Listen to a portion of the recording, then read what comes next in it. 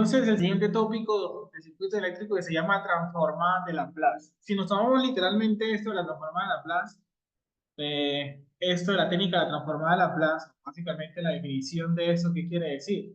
Eso es una transformación matemática, lo cual hace que una función del dominio real, que nosotros vamos a llamar el dominio del tiempo, vamos a pasar de hacer un análisis de un problema y ese problema está asociado con ecuaciones diferenciales, normalmente la transformada de Laplace está asociada más a problemas de ecuaciones diferenciales, a otro dominio que se llama el dominio de la frecuencia compleja, ¿sí? Es decir, que en ese momento estamos hablando del dominio de los números reales, aquí en el dominio de los números complejos, ¿sí?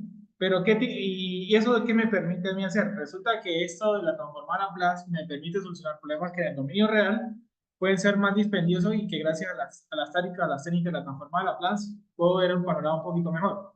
Y que para hacer esta transformación de dominio se aplica la siguiente ecuación, ¿no? Que la transformada de Laplace se define pues, como que una función que pase del dominio del tiempo al dominio S, es decir, aquí tenemos, digamos que yo tengo aquí una función f de t y la voy a transformar a algo que se llama un f de s, ¿sí? Es decir, que nuestra función dejó de tener una dependencia de la variable t, que es una variable real, a verla como una función que su variable es la variable s, ¿sí? Y s, pues pertenece a los números complejos. S se define como sigma más j omega, ¿sí? La frecuencia, que se llama s la frecuencia compleja. Sigma más j omega. Es decir, que el panorama de la transformada de Laplace está, bueno, eso está visto así, donde s es una variable compleja. Y para hacer esta transformación, entonces, ¿cómo paso de una función f de t a una función f de s? La definición matemática es la siguiente, es una integral que va de menos infinito hasta infinito de lo que sea la función x de t e a la menos st por dt. Esta es la ecuación matemática que me permite, bueno, esta es la relación matemática que me permite trasladarme de un dominio que se llama el dominio del tiempo al dominio de la frecuencia, o del dominio de S, ¿sí? Lo que llamaríamos el dominio de S o la transformada de Laplace. Quiere decir que una cosa que inicialmente pasó de tener t va a dejar de tener t y va a aparecer la variable S. Y eso es lo que se llama la transformada bilateral. Pero también existen transformadas unilaterales, transformada bilateral y unilateral. Ahorita vamos a mirar el contexto, qué quiere decir esto, ¿sí? Y que la transformada de Laplace existe, ¿sí? Mira que es una integral indefinida, o sea, perdón, una integral definida entre esos infinitos infinitos, quiere decir son los límites de la función x de t. Realmente estos límites no siempre van a ser de menos infinito a infinito, va a depender de la función. Esto realmente lo define es el dominio de la función, ¿no? Los límites de la integral lo define el dominio de la función. Y que si esa integral existe, si es absolutamente integrable, o sea, es decir, que converjan a una función, ¿sí? No quiere decir que, no quiere decir que todas las funciones tengan transformada a Laplace, quiere decir que todas las funciones tienen transformada a Laplace, ¿sí? Eh, eso tiene que converger a una función, a un número. Si no converge, quiere decir que no tiene transformada a Laplace, ¿sí? Entonces vamos a mirar rápidamente un ejemplo de cómo funciona esto y cómo se transforma la función del dominio del tiempo al dominio de Laplace. ¿Y qué quiere decir transformada bilateral? Porque también la hay bilateral y unilateral. Voy a hacer solamente un ejemplo de aplicación, un pequeño ejemplo de aplicación muy sencillo y que va a ser el siguiente. Supongamos que vamos a tener la siguiente función f de t, ¿sí? La siguiente función f de t, y esa función f de t es un valor constante. Vamos a hacer algo súper sencillo. Es una función constante que está definida de menos infinito hasta infinito. Pero a su misma vez, y vamos a empezarle un contexto a esto, vamos a trabajar con una función que es del mismo estilo, ¿sí? Del mismo estilo, pero la diferencia es que esa función no está definida de menos infinito hasta infinito, sino desde un rango diferente. Es decir, esa función de acá, ¿cuál es la diferencia? Las dos tienen el mismo valor constante, ¿sí? Los dos tienen la misma altura. Dos funciones de la misma altura. Voy a llamarla una altura k, ¿sí? Un número constante, ¿sí? ¿Cuál es la diferencia entre sacarla, transformarla en plata? ¿No? De las dos funciones que tienen la misma altura k, pero esa función va de menos infinito a infinito y esa función va digamos que existe el k desde 0 hasta adelante, ¿sí? Entonces, apliquemos la definición. Entonces, x de s y el x de s va a ser igual a la integral, los límites de la integral, en este caso serían de menos infinito a infinito, porque esa función está definida en todos los extremos, de x de t vale k, y a la menos st por dt. Aquí aplico la misma definición. La diferencia es que la integral va desde 0 hasta infinito. de k e a la menos st por dt. Si usted quiere ponerlo como la suma de integral, la integral de menos infinito hasta 0 y de 0 hasta infinito, pero es que la integral de menos infinito hasta 0, la función en color negro pues vale 0. Entonces sería 0 por lo que sea, me da 0. Entonces por así decir, solamente esa función existe de 0 en adelante, porque antes de 0 pues valdrá 0. Yo puedo decir de menos infinito hasta 0, pero eso va a valer 0, lo cual pues se me va a eliminar, ¿sí?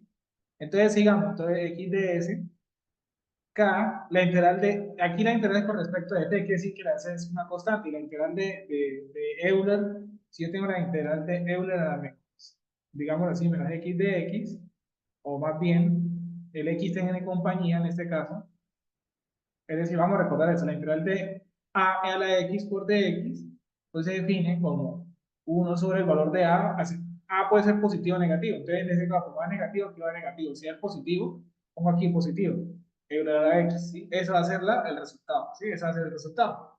Entonces, en ese orden de ideas, pues aquí me quedaría por la izquierda, eso ya es 3 menos s, porque el s es negativo, e a la menos s, t, pero entonces esa función la voy a evaluar en infinito y menos infinito, porque está, aquí la diferencia es que se llama una constante integración, porque los límites de la integral pues no están esto, aquí no hay límites de integral, aquí la diferencia es que no coloco la constante c porque ahora voy a evaluar la función entre esos dos límites.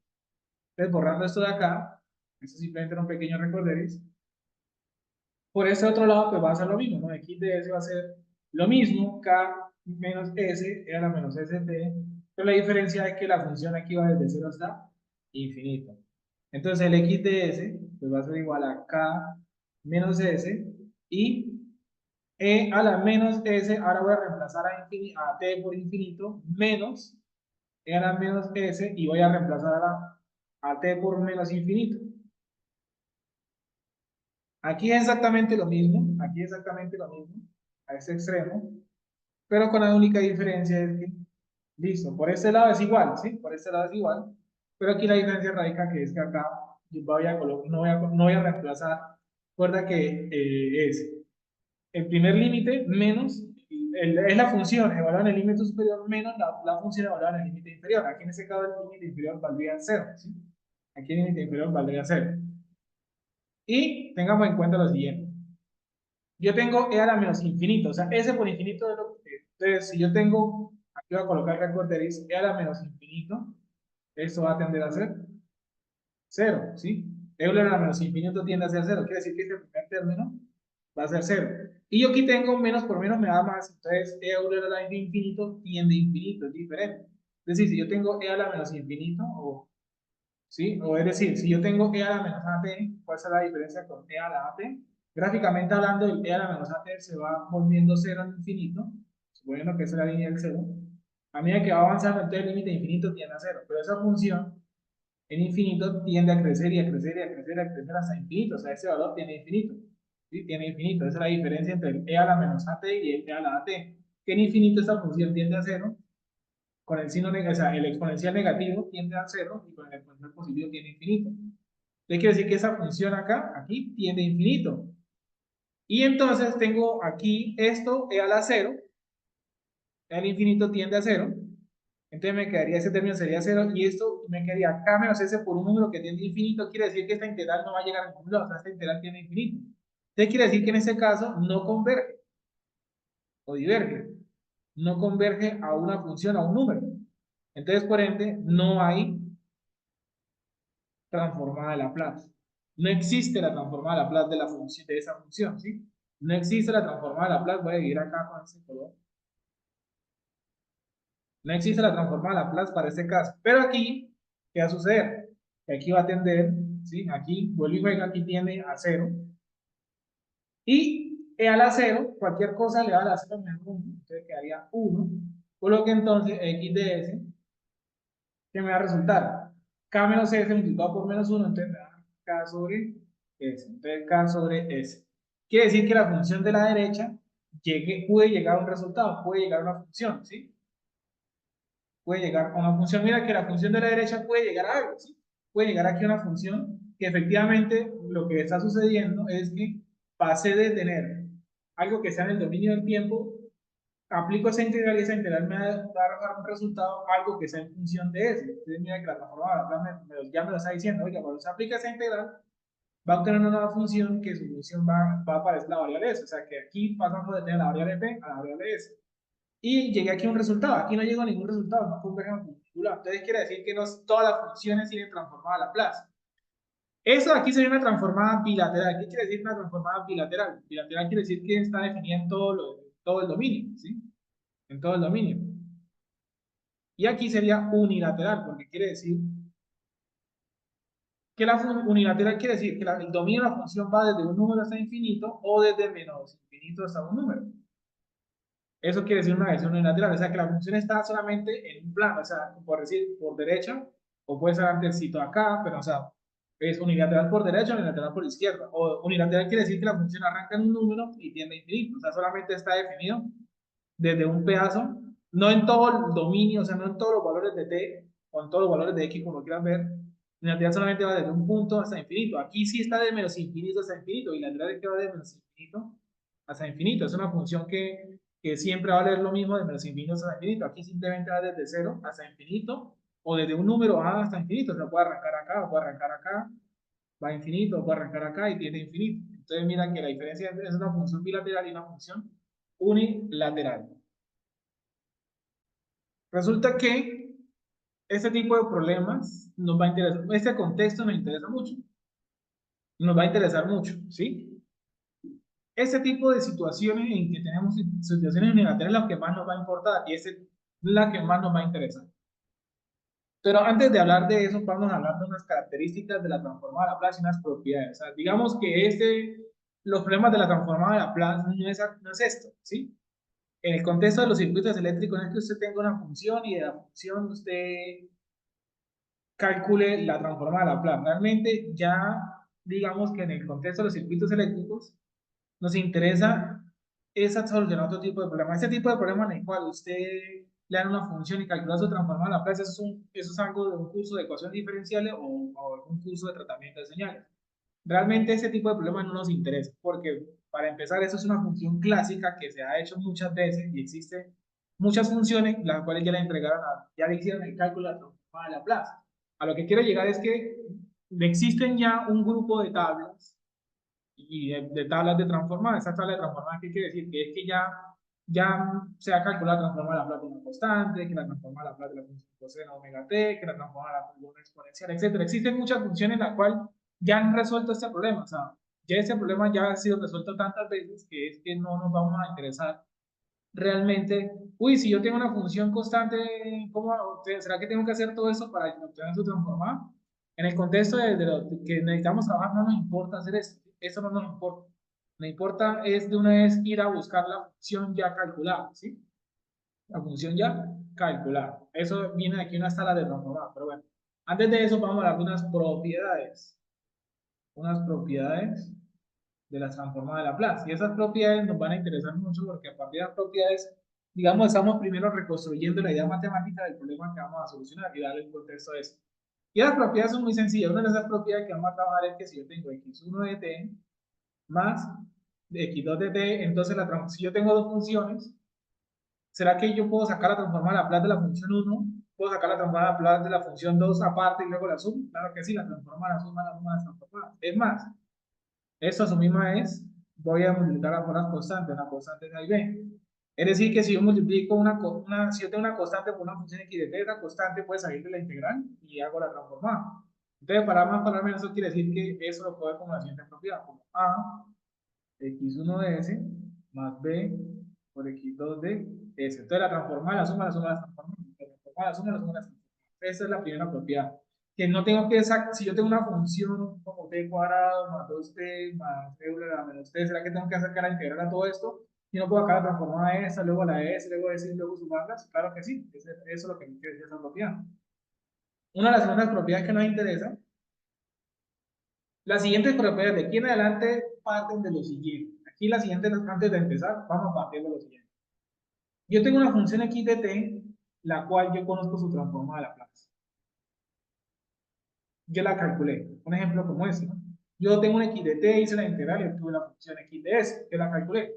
Entonces las siguientes propiedades van a nacer de la filosofía de que usted conoce el x de s, un x de t, pero el x de t le vamos a hacer unas cositas. Es decir, ¿qué pasa si ahora el x de t ¿sí? ¿Qué pasa si la X de T original le hago cosas como esta, por ejemplo? ¿Qué pasa si ahora X de T lo desplazo? Y pongo el doble desplazamiento. Es decir, ¿qué pasa si ahora X de T le hago una transformación lineal? Y la primera transformación lineal es que lo desplazo. Entonces, ¿qué tengo que hacer? ¿Será que tengo que calcular la transformada? O sea, si yo tengo que X de T tiene una transformada en X de S, ahora yo tengo la misma función, pero la función desplazada, ¿será que tengo que volver a aplicar todo ese integral para hallar una transformada? La respuesta es que no. Hay una propiedad que le dice a usted que, bueno, si usted tiene X de T y si tiene transformada X de S, ahora tiene la versión desplazada, haga lo siguiente.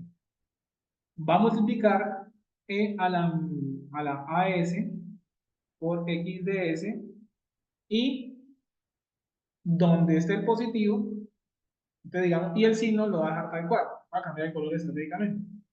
Es decir, que si aquí es positivo, déjelo positivo, aquí arriba. Que si el desplazamiento hubiera sido aquí negativo, aquí va a colocar el mismo signo.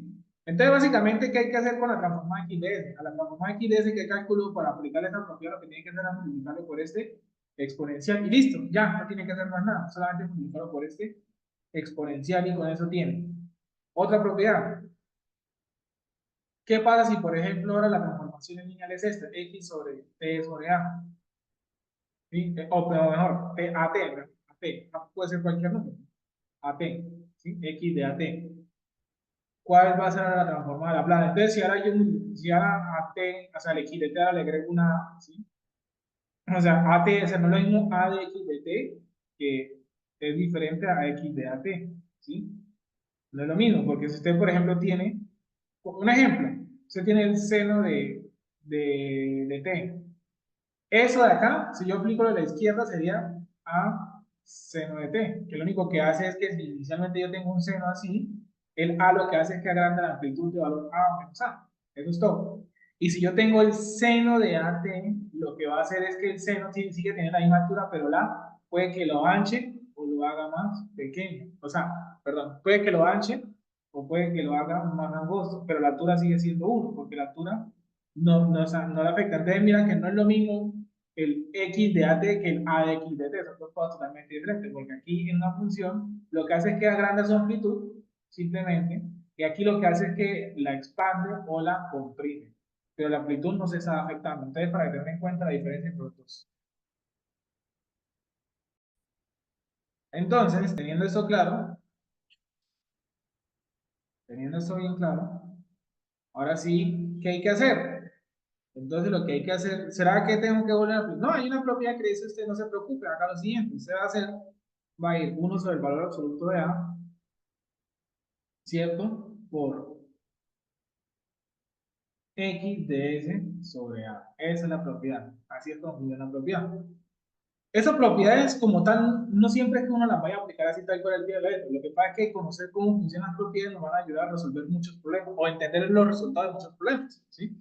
Un ejemplo muy sencillo para entender esa propiedad. Usted tiene, por ejemplo, usted sabe que el coseno de omega t por u de t,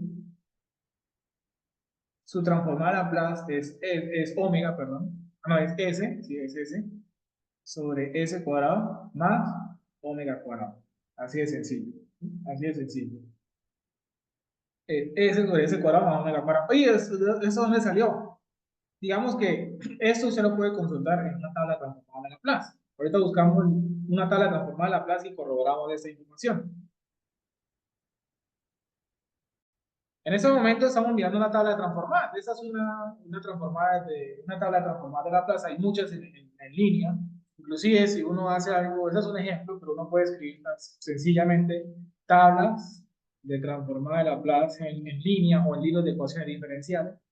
Y digamos que eso es lo que hay. O sea, ¿qué son esas tablas de transformada de Laplace? ¿Dónde las encuentro? Así como escribir en internet una búsqueda rápida en un buscador, mire que la transformada constante, de AKT, etcétera. Aquí hay muchas, las tablas de transformada Laplace, ¿qué quiere decir? Porque hay dos tipos de tablas, está la tabla de propiedad y la tabla de transformada. La tabla de transformadas quiere decir que es la transformada Laplace de ciertas funciones. Sí, la transformada Laplace de ciertas funciones. Aunque hay que tener mucho cuidado porque estas tablas no se pueden, hay ciertas tablas que no se pueden tomar literal. Por ejemplo, aquí una gran diferencia entre, por ejemplo, eso es lo mismo, o sea, entre esto y esto sería lo mismo. Pero aquí hay una diferencia de que, por ejemplo, la transformada del coseno. el coseno, aquí está, tal cual. Quiere decir que esto ahorita no nos lo inventamos. Uy, eso el resultado dónde salió. Ese resultado puede verse de dos maneras. Primero, o aplicamos la integral. Y sería, bueno, la integral desde. Entonces, vamos a mirar un ejemplo de de dónde salió ese resultado. Ese resultado es que usted haya hecho, calcula x de s haciendo eso. Bueno, la integral. Voy a dar un momentico la integral quieta de coseno de omega t de a la menos st por dt. Y bueno, de por sí, independientemente de lo que, ignorando un momentico los límites de integral, hacer esta integral de por sí es bastante dispendiosa. Esta integral es bastante dispendiosa. Entonces, nuestro trabajo en el contexto del circuito no es hacer esto, porque la matemática que se nos viene es fuerte. Ya como quien dice, uy, ya sabemos que esto va a ser un poco dispendioso, entonces ya esto alguien lo hizo, entonces no nos vamos a poner a resolver algo que ya está hecho, sino que vamos y lo consultamos a alguien que lo hizo. Pero el problema es que esta transformada solo existe en versión unilateral. Es decir, que esa transformada solo va a existir desde cero hasta infinito, ¿sí? Desde cero hasta infinito. Por eso coloco esa función u de t. La función u de t, la función u de t, que es la función de escalón unitario, se define de la siguiente manera. Esa función vale cero antes de cero, prácticamente hablando, y luego ya lo escribimos matemáticamente. Uno después de cero. Es decir, que matemáticamente hablando, esa función vale cero para t menor que cero y vale 1 para t mayor que 1. Y bueno, ¿y eso qué quiere decir? Mira que tengo el coseno por u de t. Sí, que tengo el coseno por u de t. Es decir, que si yo tuviera esta función nuevamente, bueno, aquí lo vuelvo a hacer. Si yo tengo esa función, que es u de t, ¿sí? Yo tengo una función u de t. Bueno, quiero hacer la escala. Yo tengo una función u de t, que es la verde. Y la multiplico por cualquier función. Voy a colocar esta así. F de t, ¿el producto qué es? Esa función antes de cero vale 0 y después vale 1.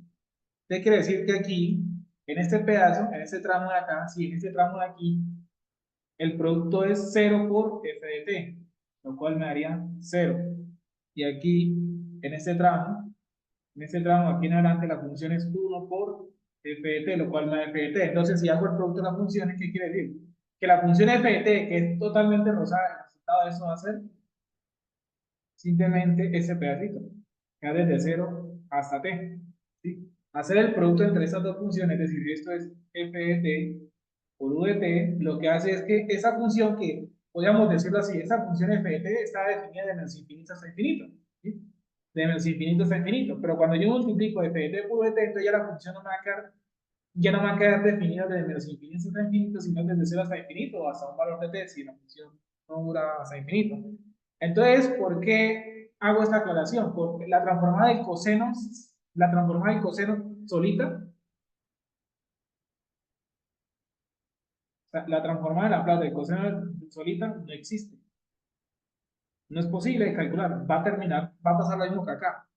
Pero la transformada de Laplace del coseno de omega t por u de t sí existe. ¿Y cuánto vale? Eso que está acá. Por eso coloco aquí el u de t. O sea, esta transformada del coseno no existe solamente o sea, en versión bilateral no tiene sentido. En versión unilateral sí existe. En versión unilateral sí existe. Entonces, por eso comento que hay que tener un poquito de cuidado con esas tablas de transformada de Laplace online, porque aquí digamos que ignoran el hecho de que, oiga, esta transformada solo existe para versión unilateral. Entonces, digamos que acá uno puede pensar aquí que esa transformada está definida en menos infinito a infinito, lo cual no es cierto. Y acá, por eso, en esta tabla de transformadas se deja claro que, oiga, esa transformada del seno, la de coseno, pilas que tienen que estar multiplicados por esa función que hace que mi función se vuelva unilateral. Porque si yo ignoro esa función, ese resultado no tendría ningún sentido. Esa función no está definida, esa transformada no la puedo calcular desde los infinitos a infinitos, sino desde 0 hasta infinito, desde los infinitos hasta 0. Entonces hay que tener mucho cuidado con esa interpretación. Y entonces la diferencia, la tabla de transformadas de Laplace es un montón de funciones que alguien ya calculó la transformada y aquí están los resultados compactos. Y aquí está la tabla de propiedades. Una cosa es la tabla de transformadas y aquí la de propiedades. La propiedad es lo que estamos aplicando, la propiedad de de la suma, de la resta, de la transformada escalar. Aquí lo que hicimos fue que le pusiéramos a una sola. Y muchas propiedades muy interesantes. Aquí hay muchas propiedades, pero todas no nos van a interesar. Esa que acabamos de hacer, la transformada de Laplace de AT. Y aquí hacen una aclaración, ¿no? Que la escala, que se llama la propiedad de escalamiento. El escalamiento solo tiene sentido cuando A es mayor o igual a cero, ¿no? Mayor o igual a cero. Y aquí está lo que acabamos de aplicar, ¿no? Y aquí hay muchas propiedades, o la que acabamos de ver, la del desplazamiento, f de t menos a por u de t menos a. O sea, hacen en cuenta que también tienen que ese desplazamiento va con el u de t menos a, que sería el e a la menos s a por f de s de a. ¿Sí? Aquí hay bastantes aclaraciones bastante interesantes de esto. ¿Sí? Continuemos. Aquí hay muchas propiedades. ¿Sí? Aquí lo interesante, aquí hay muchas propiedades, pero solamente voy a citar digamos, aquí solamente voy a citar las que más vamos a emplear.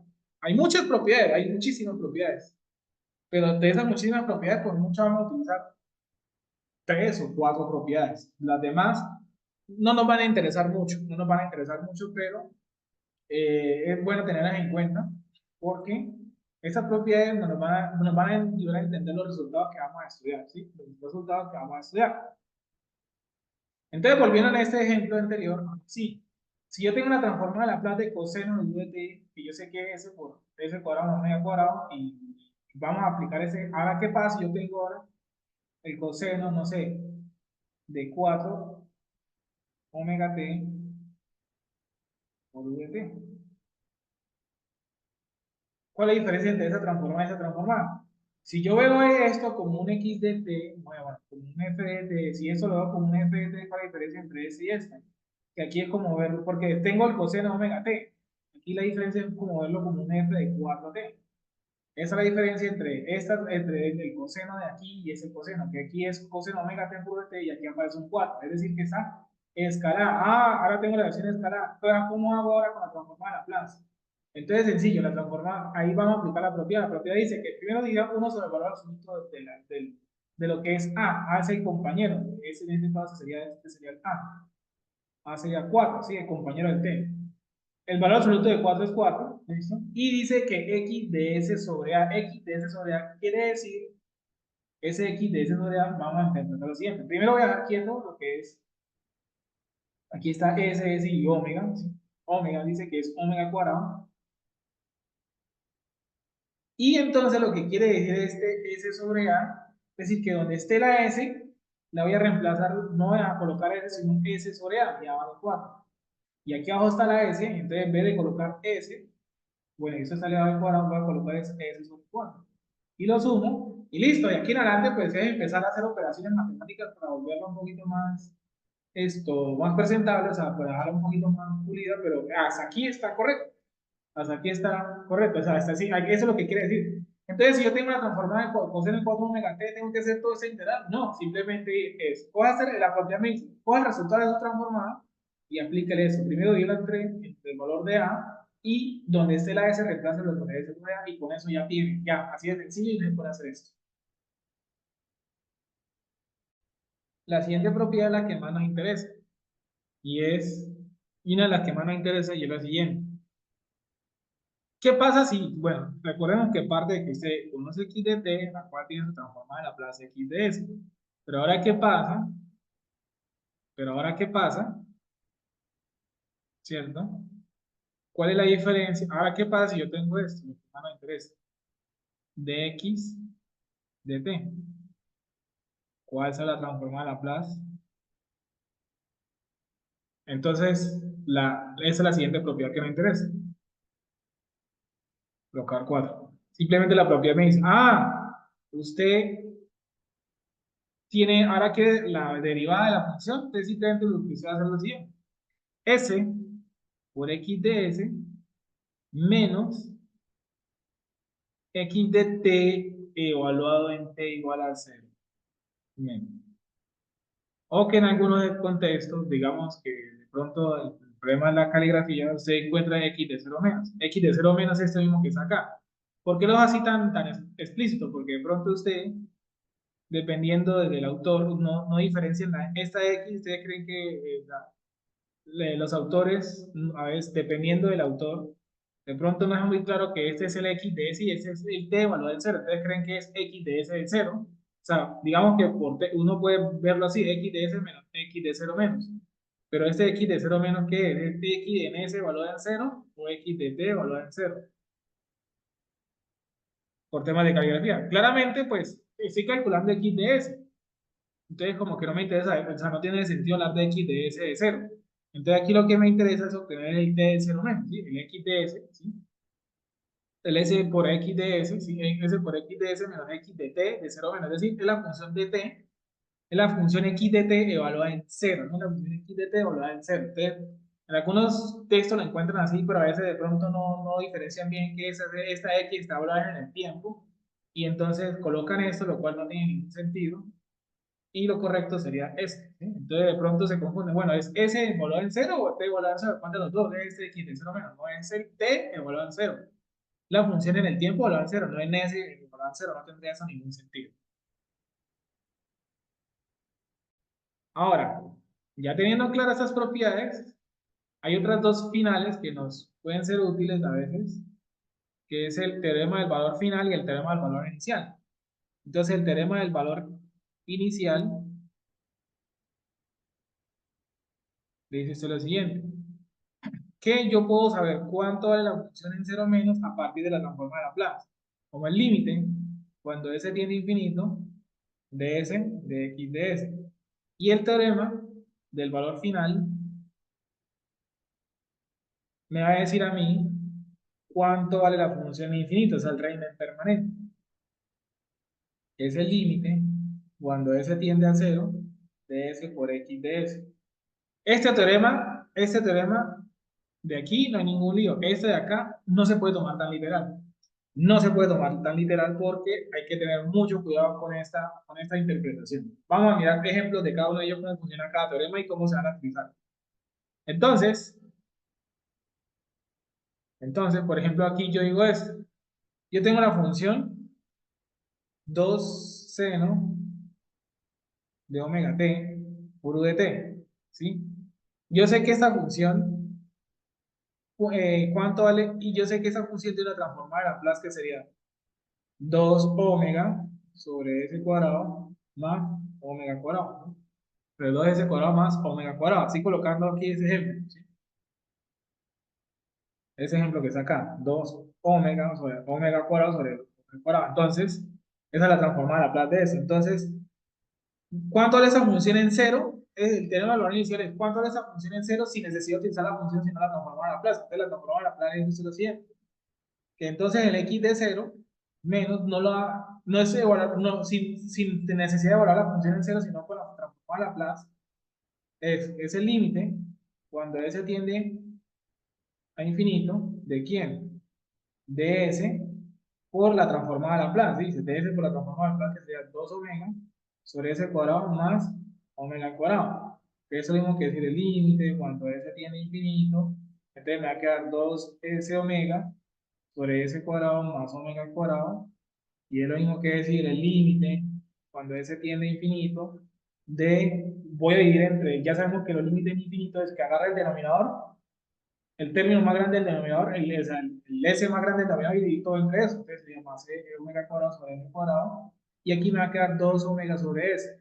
Y sencillo, eso cuando tiene infinito, un número dividido entre infinito tiende a cero, y un número dividido entre infinito tiende a cero. Entonces, quiere decir que el resultado de esto es cero, lo cual es correcto. Esa función, el seno en el tiempo, el seno de cero es cero. Entonces, mira que con el teorema del valor inicial, es decir, a partir de la transformada de Laplace pudimos obtener este resultado, ¿no? A partir de la transformada de Laplace pudimos obtener ese resultado.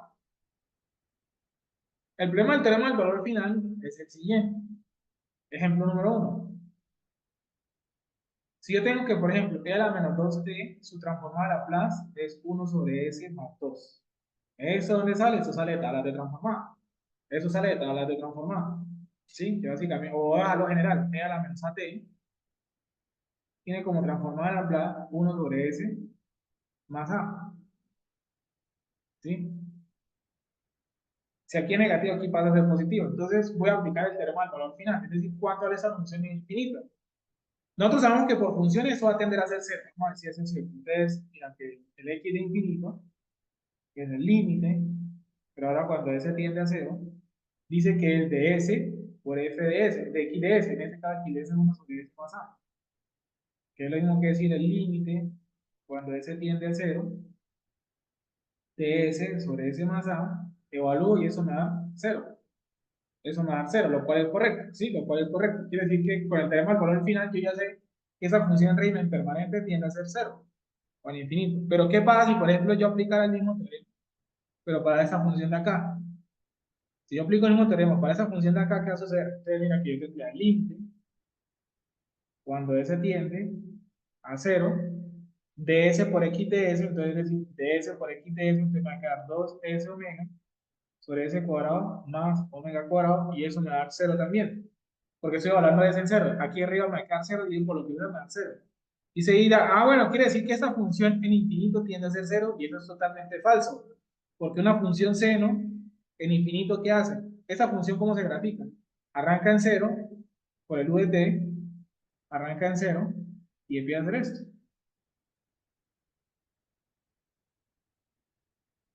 Hasta infinito. Es una función que tiene un valor máximo de 2 y un valor mínimo de menos 2. Entonces, esta función en infinito, ¿a dónde va? Va a un valor entre 2 y menos 2. Bueno, realmente al revés. Entre menos 2 y 2. Es un número entre ellos dos. No se sabe cuál. Porque mira que en infinito, ¿cuánto vale esa función infinito? Un número entre menos 2 y 2. Va entre menos 2 y 2. Y según esto, el teorema del valor final tiende a ser 0. Entonces, quiere decir que el teorema del valor final no siempre el teorema de valor final no se debe aplicar en funciones que son periódicas, ¿sí? Por ejemplo, en funciones periódicas no se debe aplicar el teorema de valor final porque no me da una información totalmente errónea. En funciones de ese estilo, el teorema del valor final no va a funcionar, ¿sí? El teorema del valor final no va a funcionar. Estos teoremas más adelante vamos a ver cómo se aplican en los problemas de circuito eléctrico. Ya le dimos un romanticismo, todo eso, la transformada de Laplace, ¿cierto? Ya, ¿dónde se aplica eso? Bueno, todo eso para qué me sirve. Sencillamente, todo eso la transformada a Laplace me permite solucionar problemas de este estilo. Problemas asociados a ecuaciones diferenciales. Un ejemplo sería como este. Bueno, yo tengo y' más 2y', bueno, algo mucho más sencillo. No vamos a complicar tanto. Como 2y', ¿cierto? Más y más 4 es igual al, no sé, ¿qué le damos? 2t o algo más sencillo.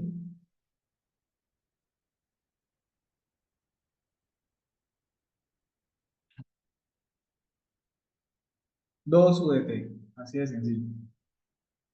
Y entonces, ¿cómo soluciono yo esa ecuación diferencial aplicando técnica transformada de Laplace? Entonces, simplemente lo que yo tengo que hacer es lo siguiente. Entonces, yo paso esto al dominio de Laplace y digo lo siguiente. 2 y la transformada de y. Si yo, entonces, aquí donde vienen esas propiedades, si yo tengo x de t, y ahora quiero la derivada que tengo que hacer. Entonces, aquí aplico esta propiedad de la derivada, que es que donde coloco y, donde haya y', que es de x de t, ¿sí? Y', recordar que es lo mismo que decir de y de t. Pues entonces aplico la propiedad que dice que es S, ¿sí? Que dice que es S por Y de S menos Y de 0 menos, ¿no? Recordar que eso es un número, ¿no? Es Y de valor de 0. Listo. Más Y, pues la transformada de una función cualquiera es Y de S, ¿cierto? Más 4. Y eso hace, y la transformada de Laplace de S, ¿quién es? Sería 2 sobre S, ¿no? La transformada de una constante, la constante sobre el valor de S. Y aquí entonces lo que voy a hacer lo siguiente, ¿no? Voy a tener que bueno, voy a factorizar el y de s, ¿no? Voy a factorizar el y de s. Entonces el y de s, ¿factor de quién? 2s, ¿cierto? Y aquí quedaría más 1. Y el 2 sobre, y lo demás lo pago por el otro lado. Entonces pasaría el 2 sobre s, aquí tendría el menos 4. El 4 paga por el otro lado menos 4. Y aquí tendría más 2y de 0, que eso al final es otro número, ¿sí? Eso es otro número. Y entonces, aquí lo que yo tengo que decir es que y de s va a ser igual, ¿cierto? Y de S va a ser igual 2 sobre S menos 4 más 2y de 0 menos y entre 2S más 1. Y eso es lo que yo obtengo acá. Y eso es lo que yo tengo acá. Tengo una función, al final, entonces la transforma de Laplace, ¿qué me hizo? Me permitió despejar. Entonces yo pasé el dominio del tiempo, el dominio de Laplace, y al hacer esto despejo una función y, ¿sí? Despejo una función y, pero que está en el dominio de esa, o sea, obtengo quién es y, pero y, uno dice, oiga, pero la solución no debería ser una función en el tiempo, sí. Ahora lo que yo tengo que aplicar acá, es decir, yo tengo un y de s, y tengo que de alguna manera buscar cómo me devuelve, es decir, buscar una transformada inversa que a partir de esta cosa de acá, me bote un y de t, que a partir de la función de acá me bote un y de t, ¿sí? Me bote un y de t. Voy a organizar un poquitico más estratégicamente acá. Simplemente voy a multiplicar todo el mundo por S, entonces me va a quedar algo como así. 2 menos S factor de 4 más 2y de 0 menos. Y aquí va a quedar S sobre 2S más 1. Algo así. Simplemente lo estoy desorganizando matemáticamente ahora. Entonces, la pregunta del millón es, ¿cómo hago esto? Sé que existe, ¿cuál es la herramienta que hace que yo pase del dominio de S al dominio del tiempo? Y mirar que YS nos va a dar siempre una función racional.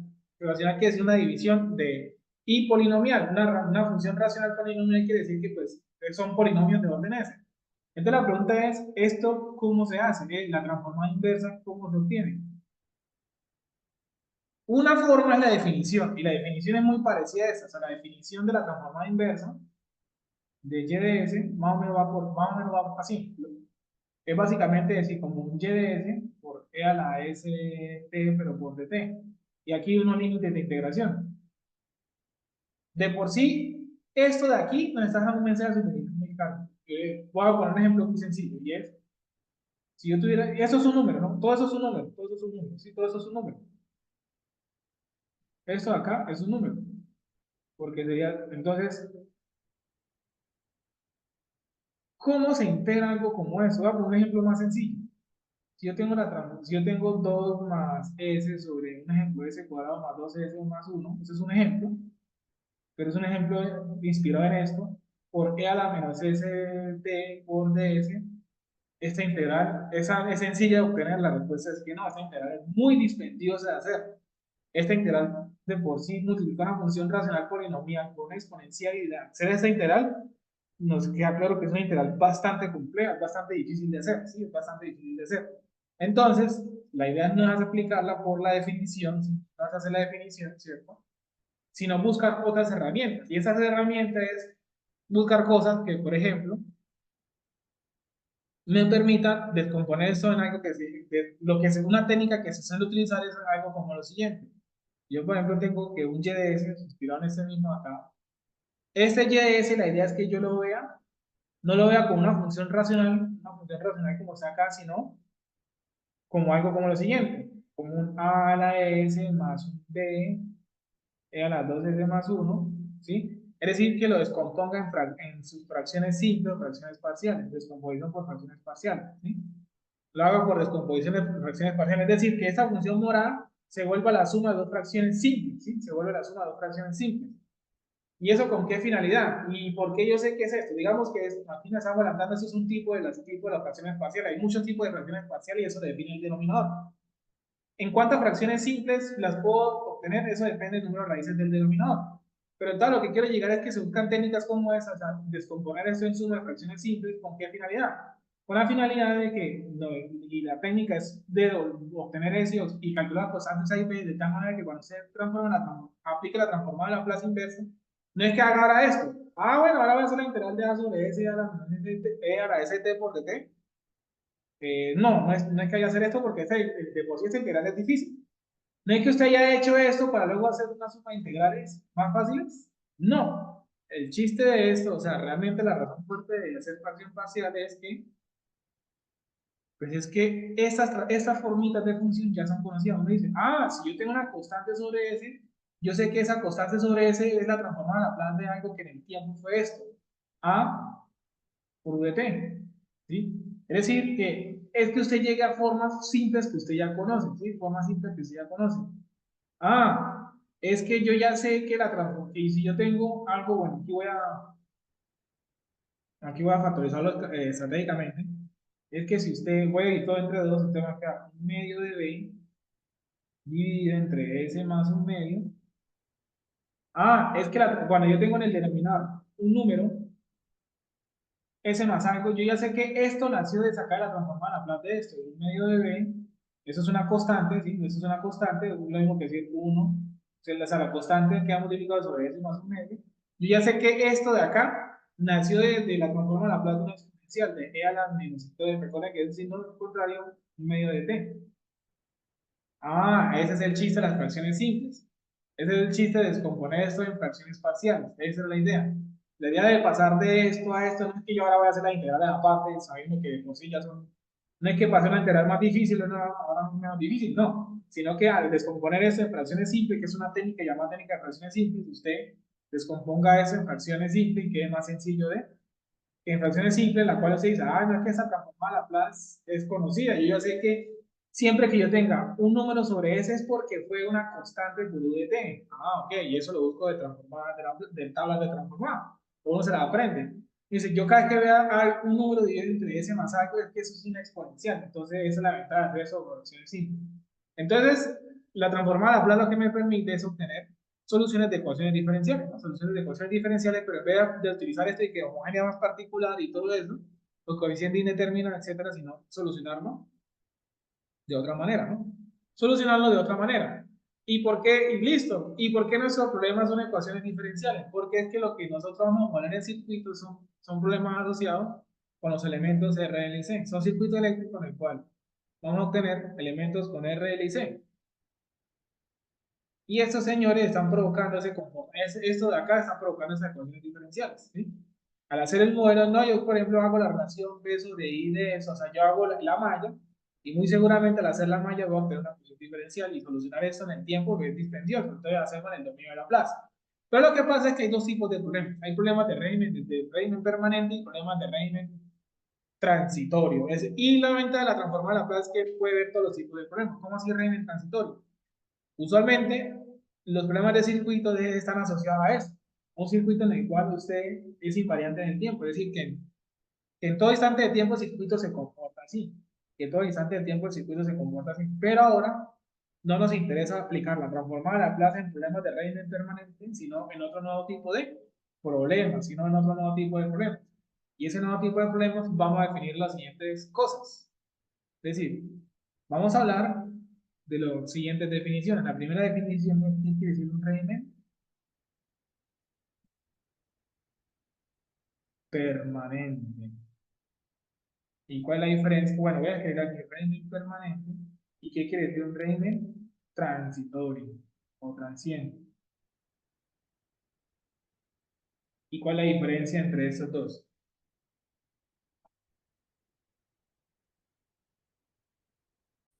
Bueno, vamos a mirar las siguientes situaciones.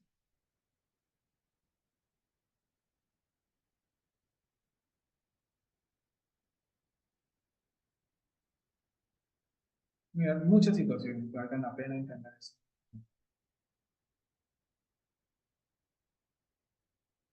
Resulta y pasa que aquí podemos ver los siguientes comportamientos. Primero, este comportamiento de acá.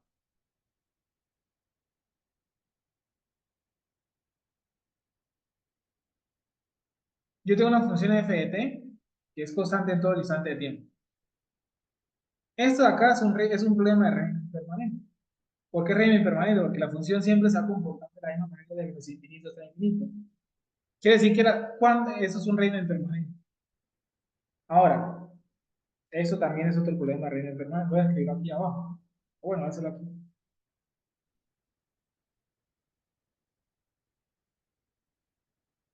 Eso también es un régimen permanente. Oiga, pero la función no está variando. Es que el régimen permanente es que el comportamiento sea el mismo en todos los instantes del tiempo, ¿no? El comportamiento es el mismo en todos los instantes de tiempo, ¿sí? Entonces, régimen permanente, no pensar que el régimen permanente es que la función sea constante, no, que el comportamiento sea el mismo durante todo el tiempo. ¿Qué funciones tienen un comportamiento que se va repitiendo las veces la función periódica? Puede ser variable, pero aparte de que sea periódica, también es continua. Eso es un régimen permanente, que una función periódica continua también es un régimen permanente. Es un problema de régimen permanente, ¿sí? Y aquí viene y empiezan a aparecer problemas bastante interesantes. Vamos a definir ese comportamiento que es el que está acá.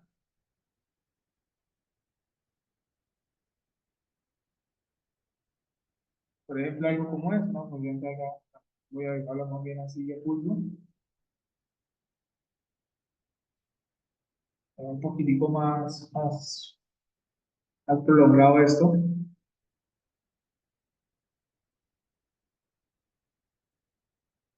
Y otro problema como este.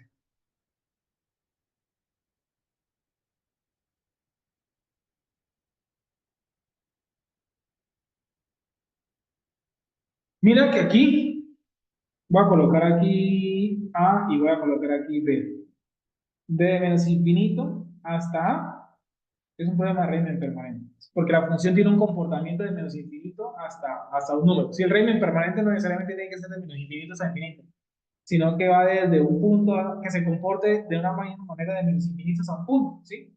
Digamos que el régimen permanente no necesariamente tiene que ser menos infinitos a infinito, ¿sí? Aquí tenemos menos infinitos a infinito, aquí también, pero no necesariamente tiene que ser de menos infinitos a infinito, sino de menos infinito hasta un punto. Mira que entre A y B la función es transitoria. ¿Por qué se llama transitoria? Porque tiene duración finita, ¿sí? Tiene una duración finita. Y de B hasta infinito, ¿qué crees que sucede? ¿Qué tipo de régimen es de B hasta infinito? Otra régimen permanente. De B hasta infinito vuelve y es un régimen permanente, porque es desde un punto hasta infinito, ¿no? Desde un punto hasta infinito, desde un punto hasta infinito. Y régimen permanente quiere decir que su función o que la función tiene una durabilidad, ¿sí? Es decir, que la función pueda colocar aquí en color verde, esa función es de régimen transitorio. ¿Qué quiere decir un régimen transitorio? Pues quiere decir que la función pues solamente va a tener una duración finita, ¿no? La función solo tiene duración finita, ¿sí? Es algo que solamente dura un momento, un instante, ¿ok? Y aquí podemos tener dos tipos, aquí hay dos definiciones. Bueno, aquí tenemos un régimen permanente por derecha, o sea, de menos infinito hasta infinito, y aquí tenemos uno por izquierda, otro régimen permanente, ¿sí? Otro régimen permanente. Pero acá pasa algo en este pedazo. Aquí es donde viene una cosa que es lo siguiente. Aquí la función puede dar acá un valor A y aquí la función tiene un valor B. Un valor B. Entonces, cuando un delta de f, eso es llamando eso f de t, cuando un delta f, yo tengo un delta f, o sea, un cambio de la función en un delta t, cero. Es decir, que la función, cuando yo tengo un delta f en un delta t, en un delta t 0, aquí miren que yo tengo un delta f, yo tengo un delta f, pero el delta f no sé. Aquí también hay un delta f porque la función pasó de valer a valer b, pero aquí digamos que el delta f ocurrió en un delta t finito, en un delta t. ¿Cuánto se demoró? B menos a, ¿sí? Se demoró esa distancia, b menos a. O bueno, una distancia, no voy a colocar, no nos complicamos. Aquí sabemos que la función pasó de valer un número a otro nuevo número, pero se demoró un instante de tiempo, o sea, se demoró esto, o sea, no pasó de A a B, no pasó de A a B de manera instantánea, o sea, no pasó de manera así de total, de un momento a otro. Aquí pasó de ser A a B de manera instantánea, ¿sí? De manera instantánea. ¿Qué quiere decir instantánea? Que se demoró cero unidades de tiempo para pasar de A a B. Y eso quiere decir que la función, eso también se llama un cambio abrupto, o sea, eso de aquí también se llama un cambio abrupto, un cambio brusco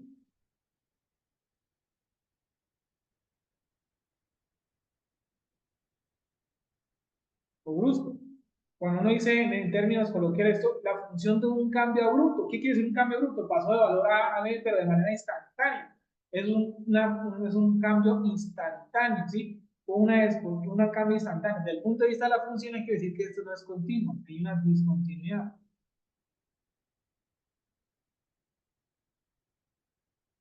hay una discontinuidad, ¿sí? Hay una discontinuidad. Hay una discontinuidad. Entonces hubo un cambio abrupto, ¿sí? Hubo un cambio abrupto, ¿sí? Entonces quiere decir que hubo una discontinuidad. Y este tipo de problemas es el que más nos vamos a enfocar. Es decir, que vamos a analizar problemas de circuito en el cual están sujetos a cambios abruptos. Realmente, o sea, problemas de régimen permanente ya hemos resuelto anteriormente. Cuando se hacían, por ejemplo, lo de filtros, eso era un problema de régimen permanente. Filtro es un problema de régimen permanente. Pero esto, entonces digamos que ya hemos aplicado transformada en Laplace. Cuando pasamos el dominio de frecuencia compleja, entre comillas, aplicar transformada en Laplace, pero ignorando este y cero menos. No tengan en cuenta eso. Cuando se hace una función de transferencia, es un problema de régimen permanente. Entonces, ¿cuál es la diferencia entre el dominio S ahora acá con la transformada de Laplace? O sea, la transformada de Laplace sigue siendo el mismo dominio S, pero ¿cuál es la diferencia ahora acá? Cuando se hizo una función de transferencia, el problema pasó en filtros, estamos usando esto, pero lo estamos viendo en su versión de régimen permanente. Pero ahora vamos a resolver problemas con el dominio S, pero no en régimen permanente, sino problemas asociados a cambios abruptos. Problemas asociados a cambios abruptos. Es decir, que los circuitos van a presentar cambios abruptos. Y entonces, ¿qué sucede cuando un sistema está sometido a un cambio abrupto? Esa es la pregunta del bien. ¿Por qué ahora? Cuál es la diferencia entre resolver por la transformada de Laplace un problema de régimen permanente a resolver un problema que está sometido a cambios abruptos? Entonces, nuestros problemas de circuito están relacionados a problemas con cambios abruptos.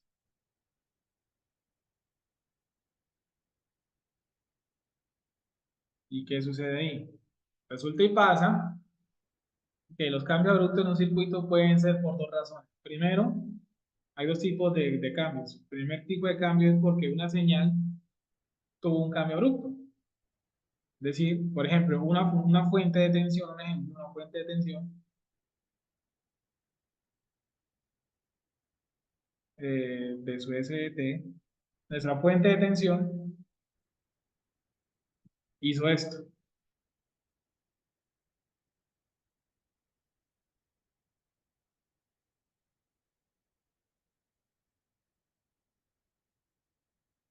Pasó de valor un valor a otro valor de manera instantánea, ¿sí?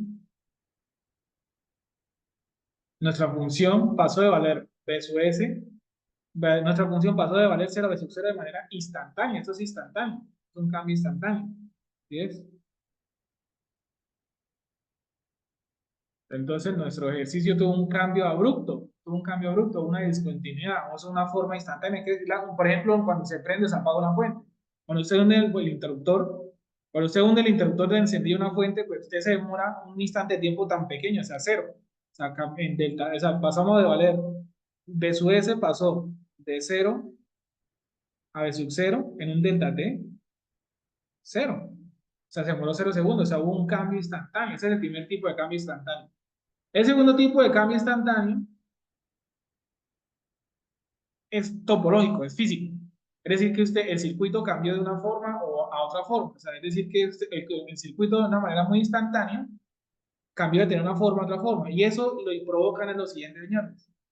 Es que en el circuito haya presencia de interruptores.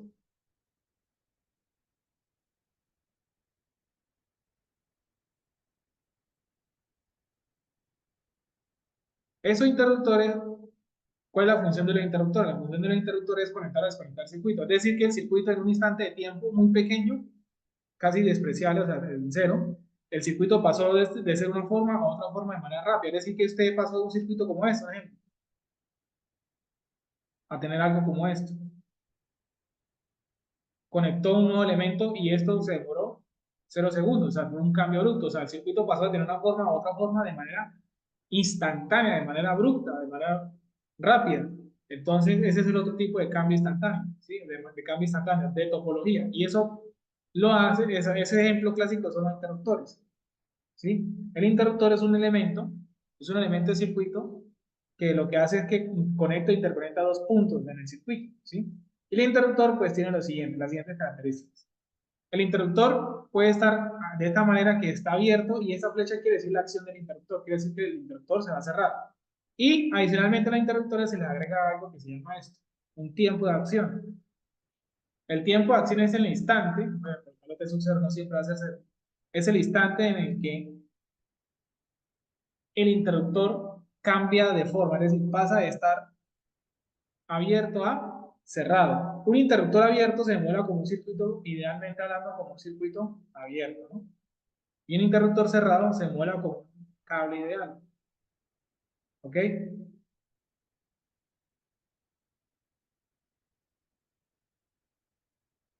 Pero, ¿qué quiere decir este tiempo de sub cero? Este tiempo de sub cero no es el tiempo en el que el interruptor se abre y se cierra. Es decir, si yo tengo un interruptor, si yo tengo un interruptor, no sé, algo como esto.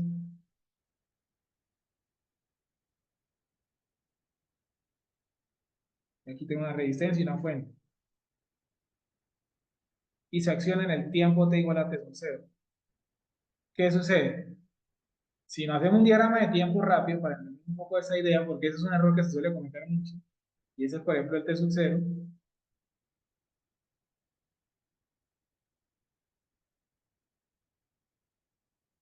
es que antes de t sub cero el circuito venía así,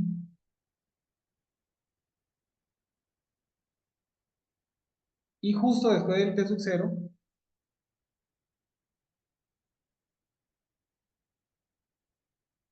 o sea, esto es antes del t sub cero,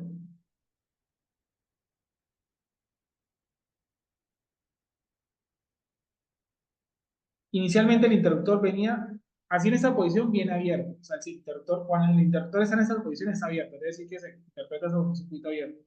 Y justo en el momento T sub 0, o sea, justo en el momento que acaba de pasar T sub 0, el circuito pasó de estar abierto a, el interruptor pasó de esa posición a esto.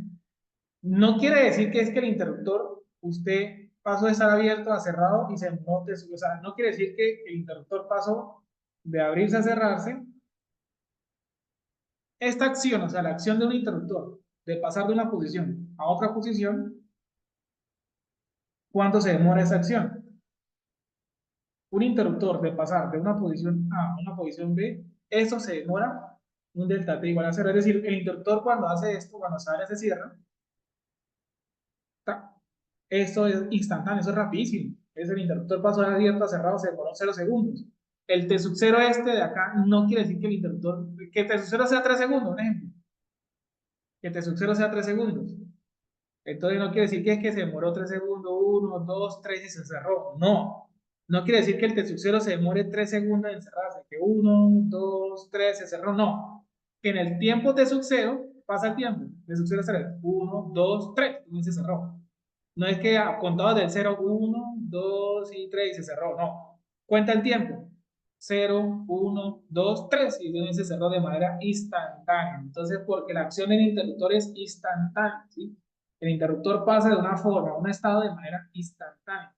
Entonces, el T que le ponen acá a los interruptores, pues dice T igual a 0 o T igual a T sub 0, no importa, es el tiempo en el que se va a accionar. Es el tiempo de acción del interruptor. Es la acción, es decir, que pasó abierto o cerrado. No que se demoró T sub 0 segundos cerrando, no, eso es la acción del interruptor, o sea, de abrirse a cerrarse o cerrarse a abrirse, es instantáneo. Y que si el interruptor viene así, que si que inicialmente está abierto y su acción va a ser cerrarse en el tiempo T sub 0, y si lo ve así, es decir, que antes de T sub 0 está cerrado y después de T sub 0 se va a abrir, ¿sí? Se va a abrir. También hay otros tipos de interruptor, que es cambio de posición. Usted puede tener algo como este. Que el interruptor pasa de la posición A a la posición B en el tiempo T sub 0. Es decir, que antes de T sub 0 estaba en A, antes de T sub 0, el circuito en A hace esto, en T menor a T sub 0, y después pasó a hacer esto,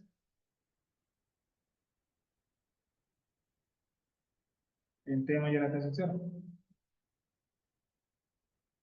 Eso es lo que quiere decir ese cambio de posición. Y también usted puede encontrar interruptores, y el problema le tiene que ser específico, que tiene la doble flecha. La doble flecha quiere decir que en un momento se cerró y luego se volvió a abrir. La doble flecha quiere decir que en un momento se cerró, en un T1 se cerró y luego en un T2 se vuelve a abrir, ¿sí? Pero este tipo de interruptores, el ejercicio le tiene que ser muy específico. El problema se lo tiene que decir. Cuando usted ve la doble flecha, quiere decir que el interruptor inicialmente así está abierto, ¿sí? Aquí está abierto. Pasó el primer tiempo, se cerró y luego volvió y se abrió, o sea, se volvió a su estado inicial. Así inicialmente está abierto, luego primero se cierra y luego se vuelve a abrir. Pero entonces, digamos que en ese tipo de problemas el ejercicio tiene que ser muy claro al decirle cómo va a jugar. O sea, primero se abre, luego se cierra y luego se abre. O sea, si usted le ponen esto, usted no sabe, le tiene que decir los tiempos, como que bueno, en este tiempo se va a cerrar, luego pasa otro tiempo y se vuelve a abrir. Pero pasar de aquí a acá, recordar que de aquí para acá se demoró 0 segundos y pasar de aquí a acá se demoró 0 segundos. Recordar que la acción del interruptor es instantánea, no es que se demora un tiempo en abrirse o cerrarse, porque es un cambio instantáneo. Vamos a poner ese ejemplo para entender esto. Tenemos dos interruptores en un circuito, en el mismo circuito. El interruptor 1 inicialmente está abierto y el interruptor 2 está cerrado. ¿Listo? Y hacemos un diagrama de tiempo de lo que va a suceder. Ese es el tiempo cero. En el tiempo cero, ¿qué acaba de ocurrir? S1 pasó de estar abierto a cerrado, ¿listo? Pero ese 2 sigue cerrado, ¿listo? Porque el tiempo de acción de ese no es acá. Y bueno, ahora llegamos al tiempo 2. ¿Qué va a pasar en el 2? Ese 1 mantiene cerrado. Porque es que mira lo que pasa. Aquí es una sola acción, ¿sí? Como es una única flecha, o sea, la flecha solo apunta en un sentido, ¿qué quiere decir?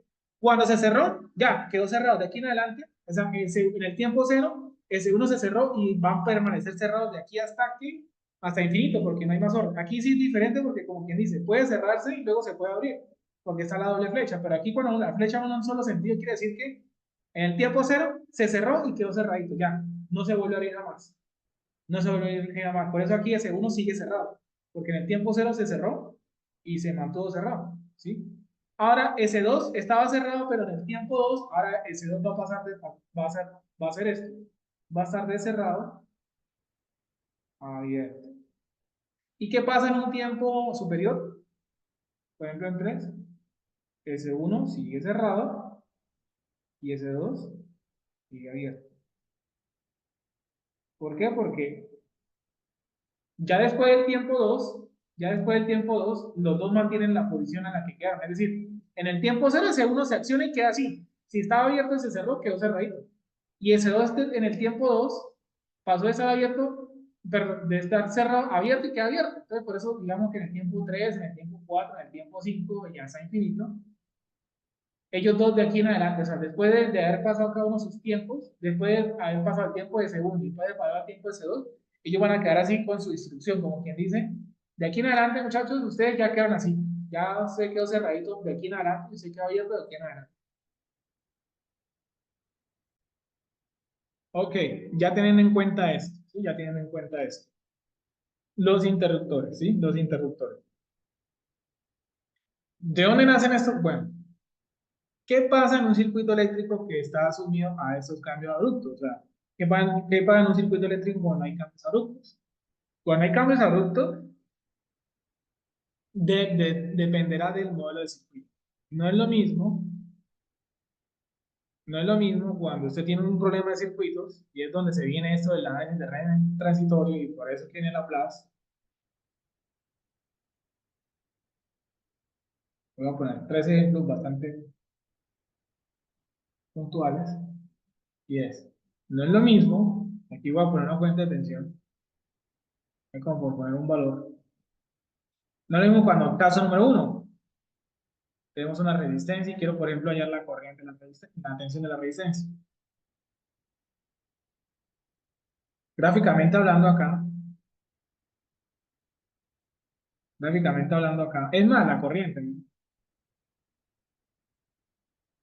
Para verificar la corriente, la resistencia y la resistencia. La ley de las tres, de R es igual a R por I, ley de Ohm, ¿sí? Entonces, ¿qué pasa? Antes de cero, el circuito está abierto, por lo cual no hay corriente, ¿sí?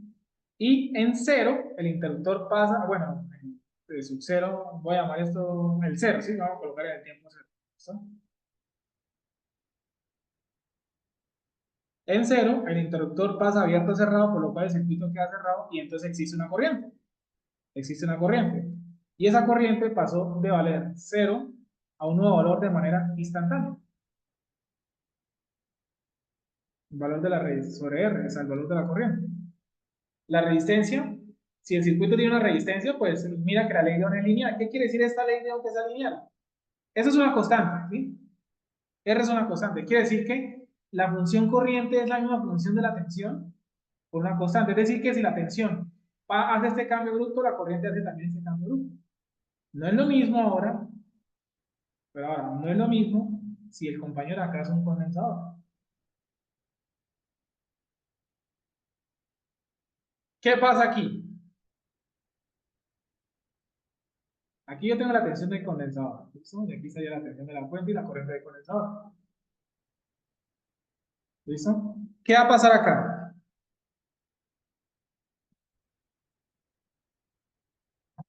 Aquí voy a graficar, voy a dejar ahí una gráfica, pero solamente la tensión del condensador.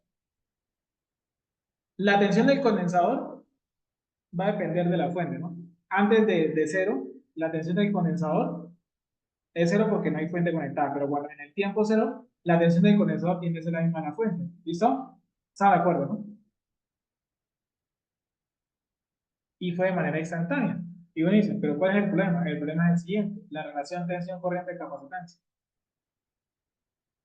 I sub C es igual a C por dB sub C de T. El problema está en el cero, el problema es en el cero, porque C por delta B sobre delta T. Un delta B, un delta B en un delta T que es cero. O sea, quiere decir que la corriente de condensador en cero tiene infinito,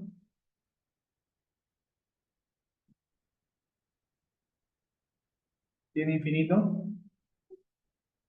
Entonces, esto no se debe permitir. O sea, si usted le cambia de manera abrupta la corriente a un condensador, el condensador, la corriente va a ser muy gigante, va a ser violenta. O sea, no, matemáticamente infinito eso no tiene ningún sentido. O sea, la corriente del condensador va a tender a infinito. Entonces, eso no se puede permitir porque eso estaría dañando el condensador.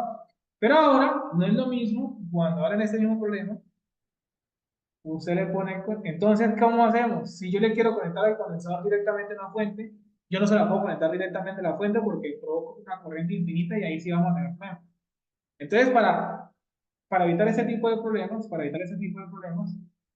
entonces lo que va a suceder es lo siguiente, es que usted le conecta una resistencia en serie al condensador, le conecta en serie al condensador una resistencia. Y el condensador, entonces, para evitar estos tipos de cambios abruptos, entonces en el condensador va a existir algo que se llama la condición de continuidad. Primero, para evitar que usted no pueda tener un delta B en un delta T muy pequeño, ¿sí? Un delta B muy pequeño, o sea, no puede existir esto, ¿sí? Esto no se debe permitir, un cambio abrupto en un delta T no se puede admitir, ¿sí? No se puede admitir, o sea, no puede haber un delta B así abrupto, ¿sí? O sea, usted no le debe permitir que haya un delta B, o sea, no puede haber un cambio abrupto, o sea, eso no se debe permitir. Eso no se, en la tensión del condensador usted no debe permitir que haya un delta B, ¿sí? Instantáneo, porque un delta B instantáneo estaría implicando que el delta T tiende a cero. Para que esto ocurra, o sea, para que el delta B de la tensión, o sea, esto no puede ser así. ¿Qué es un delta B? Es un valor final menos un valor inicial. ¿Listo? Pero el valor, miren que desde el punto de vista del cero, sería el valor justo después, es decir, el BF por, bueno, voy a colocarlo así, el B sub C por derecha, y ese sería el B sub C por izquierda. Es decir, cuando me acerco por izquierda, ¿qué quiere decir esos números? Esto aquí sería el B sub C por izquierda y este aquí sería el B sub C derecha. El cero menos quiere decir antecito, o sea, como que dice antecito, y el cero más quiere decir antecito, o sea, antecito, antecito. Cuando usted dice que el delta B, existe un delta B, no un delta T muy pequeño, eso no puede ocurrir. Lo que se tiene que cumplir una condición de continuidad. ¿Esa condición de continuidad qué quiere decir? Que estos dos señores no pueden ser diferentes. O sea, el límite por izquierda y el límite por derecha no pueden ser diferentes. Tienen que ser iguales, porque si el límite por izquierda y el límite por derecha llegan a ser igual, llegan a ser diferentes, está provocando, eso quiere decir que hubo un delta T, hubo un delta B, un delta T muy pequeño, lo cual eso sería un daño para el condensador. Entonces lo que se tiene que cumplir es la condición de continuidad. ¿Y esa condición de continuidad qué quiere decir? el límite por izquierda tiene que ser el mismo límite por derecha. El límite por izquierda tiene que ser el mismo límite por derecha. Esto lo tienen que garantizar. Tenemos que garantizar esto de alguna manera. ¿Cómo evitamos ese efecto? ¿Cómo garantizamos ese efecto? Gracias al siguiente resistor. La resistencia en serie con el condensador, bueno, la presencia de la resistencia en serie con el condensador, va a lograr que eso se me respete. Se me tiene que respetar esto. Gracias al efecto de la resistencia, la resistencia va a ser, ¿sí? Va a ser que usted no tenga cambios abruptos de tensión, ¿sí? Usted no tenga cambios abruptos de tensión, ¿sí? Usted no va a permitir esto gracias a la resistencia. ¿Sí? La resistencia lo que me va a ayudar es a modelar esto, ¿sí? Me va a ayudar a modelar esto, ¿sí? Me va a ayudar a evitar esto. Y en el inductor, de una vez, en el inductor, de aquí un BL y un L y un I sub L, el inductor, ahí está la otra condición que la tensión del inductor es L por DI dt, es decir, que no podemos permitir cambios abruptos de corriente. No debemos permitir cambios abruptos de corriente porque tendríamos tensión infinita. Entonces la condición de continuidad en el inductor es que I sub L es 0 menos, tiene que ser estrictamente igual a, bueno, aquí estoy colocando 0 menos y 0 más porque aquí es el tiempo t. Realmente aquí sí vale la pena dejar claro que no es exclusivamente en 0, sino en el instante, en el momento instantáneo. O bueno, voy a darlo así, aquí voy a dejar el 0 para no confundirnos, pero es que eso no es obligatoriamente el 0. Y eso tampoco es obligatoriamente en 0. Es decir, que en ningún instante de tiempo puedo permitir un cambio brusco, o sea, en ningún instante de tiempo. Sí, para dejarlo así más claro, de manera general, sí, de manera general, lo que acabamos de hablar, que sucede en un tiempo 0 menos o 0 más, eso no importa el instante, puede ser el instante. Donde ocurre el evento, ¿sí? Donde ocurre un evento, usted no puede en ningún instante de tiempo tener un evento instantáneo. Por ejemplo, el evento instantáneo con interruptor, no tiene que ser en 0. Es decir, que justo antes de que ocurra un evento instantáneo, la tensión del condensador tiene que ser igual a justo después, o sea, esta condición de continuidad. Es decir, que la tensión del condensador no puede saltar de forma abrupta, la tensión del condensador no puede cambiar en el T sub 0 de manera abrupta. Tiene que ser continuo. La tensión del condensador no va a saltar de 0 a un nuevo valor, no va a pasar de 0 a sub s de forma instantánea, sino que él va a tener una adaptación, es decir, una función, una respuesta. Él se va a adaptar, pero se va a demorar un poquitico. O sea, él no va a hacer esto de manera instantánea. ¿Sí? El efecto de la resistencia hace que me va a ayudar a garantizar que la tensión del condensador va a pasar de 0 a sub s, pero no lo va a hacer de manera instantánea, sino que va a hacer de esta forma. O sea, no lo hace de manera instantánea, pero al menos respeta la condición de continuidad, ¿sí? Va a ser de manera, digamos, continua. Y lo mismo va a ocurrir con la corriente del inductor. La corriente del inductor, entre su 0 menos, tiene que ser igual a la corriente entre su 0 más. Y eso no puede ser de manera instantánea, sino que también tiene que ser algo como esto. La corriente del inductor entre su 0 no va a pasar de valor 0 a su de manera instantánea, ¿sí? No va a pasar de valor 0 a I2 de manera instantánea, sino que él va a tener un tiempo ahí, se va a demorar un momentico, va a tener un régimen transitorio, va a tener un momento de transitorio, que es esto que está acá, va a tener un régimen transitorio, o sea, en un momento, es un transitorio, es un momento transitorio, mientras él pasa un valor a otro valor. Usted, eso es lo que debe ocurrir. Y ese efecto se lo logra por la resistencia. Bueno, entonces esa resistencia permite que exista la condición de continuidad y no ocurra eso, sino hace un daño.